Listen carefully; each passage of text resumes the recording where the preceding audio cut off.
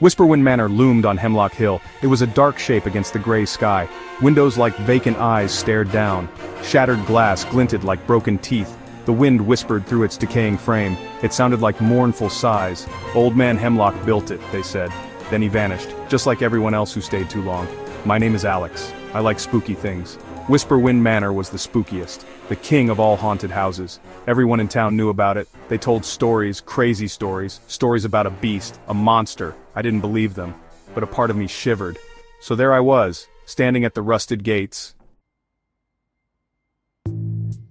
It started with a dare, of course. My friends Liam and Maya dared me. Spend one night in Whisperwind Manor, Alex. Liam had smirked. Bet you can't do it. Maya just looked pale. Don't, Alex, it's not safe. But I couldn't back down. Fearless Alex. Liam and Maya were supposed to come too, but they chickened out at the last minute, so I was alone. My brave face felt like a cracking mask. Inside, my stomach did flip-flops. The front door was huge. Dark wood, swollen shut. I pushed. It groaned. My sneakers crunched on grit and fallen plaster. Every step echoed. I moved slowly through a large, empty hall.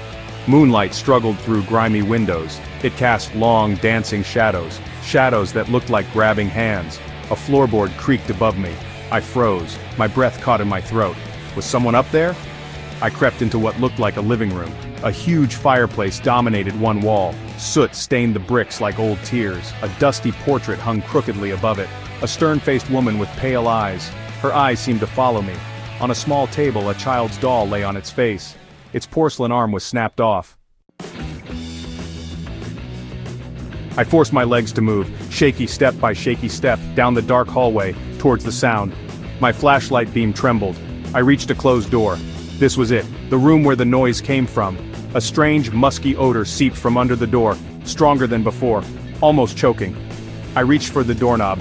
It was cold. So cold. I pushed the door open, slowly. It creaked loudly, announcing my arrival. The room was large, a parlor maybe, or a tapestry room. Faded tapestries hung on the walls. They showed hunting scenes, men with spears, frightened animals, and something else, something monstrous. A low growl rumbled from the far corner, deep, guttural, not like any dog I knew. My blood turned to ice, I couldn't move, then I saw it. Two eyes gleamed in the darkness, yellow. My back pressed against the door. I could feel it vibrating, shuddering. The beast was pounding on it, roaring. My heart hammered against my ribs. I gasped for air. My lungs burned. Then, silence. The pounding stopped. The roaring faded to an angry snarl. Then nothing. Was it gone? Had it given up or was it waiting? Escape. I had to escape. Forget the dare. Forget everything. This house was a death trap. That thing. It was real. Horribly real. I pushed myself up. My legs felt like jelly. The slime trail led me to a narrow doorway. It was almost hidden, as if it didn't want to be found. The air around it felt colder, more sinister, one I hadn't noticed before. It was as if it had materialized out of nowhere, a secret passage waiting to be discovered. It was tucked away in a dark alcove. Shadows danced around it, making it look even more foreboding. The trail went straight through it, and down. The glowing slime seemed to pulse, guiding me deeper into the unknown. Steep wooden stairs disappeared into blackness. Each step seemed to promise danger, a descent into the abyss. A damp, earthy smell wafted up, the smell of graves and old secrets. It was as if the very walls were whispering tales of the past. This had to be the basement. My stomach twisted.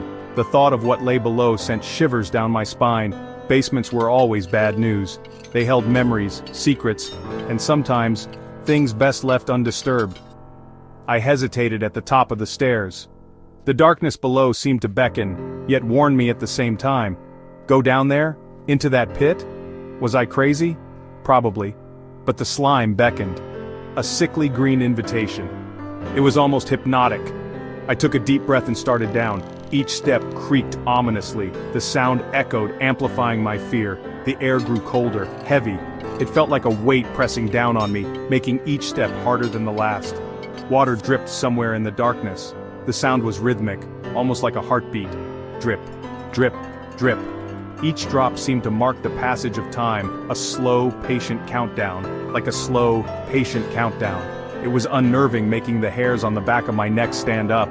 The flashlight beam barely cut through the oppressive gloom. The basement was huge. It felt like an endless cavern, stone walls, low ceiling.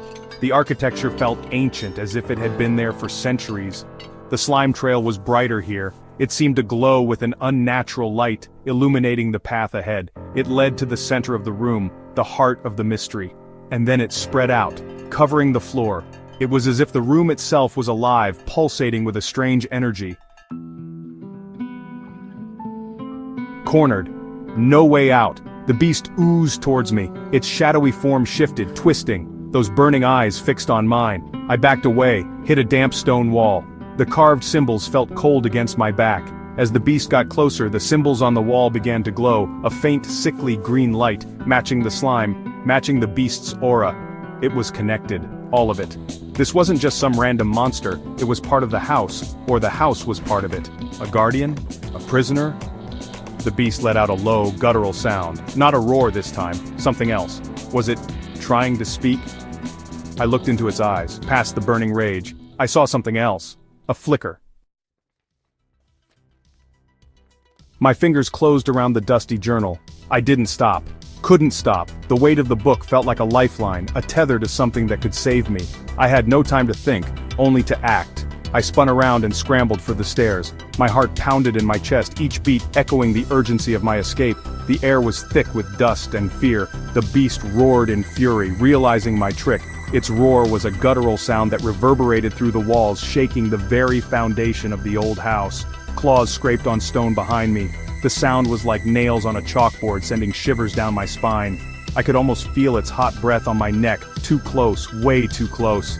Panic surged through me, but I forced myself to keep moving, to not look back.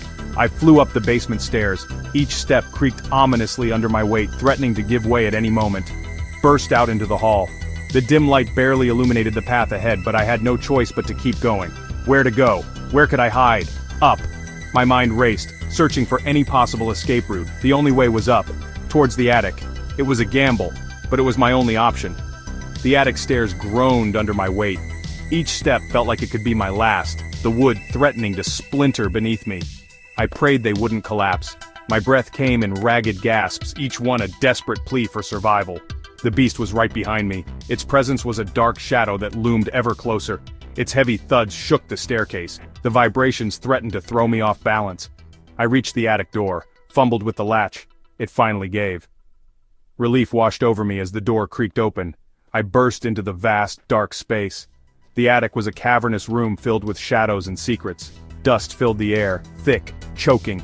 It clung to my throat, making it hard to breathe. Moonlight shone through a single grimy window. It illuminated forgotten things. The pale light cast eerie shadows on the walls. Broken toys, old trunks, and cobwebs everywhere, like ghostly shrouds. The remnants of a past long forgotten. I needed to find something. Anything that could help me. My hands moved frantically, searching through the debris. Anything. In the journal. The pages held secrets, and I hoped one of them would be my salvation. I screamed. The sound echoed through the dark, eerie room, bouncing off the walls and returning to me like a haunting reminder of my own fear. Not in fear this time, but in desperation, a battle cry. My voice was raw, filled with a mix of terror and resolve, a desperate attempt to summon every ounce of courage I had left. I grabbed the small, dusty trunk.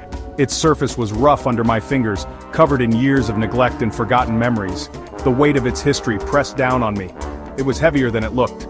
My muscles strained, every fiber of my being focused on lifting it. The effort was immense, but I couldn't afford to fail now. With all my strength, I shoved it. My hands trembled, my breath came in ragged gasps, but I pushed on, driven by a force greater than myself, slid it across the floor. The sound of wood scraping against wood was deafening in the silence, a harsh reminder of the battle I was fighting.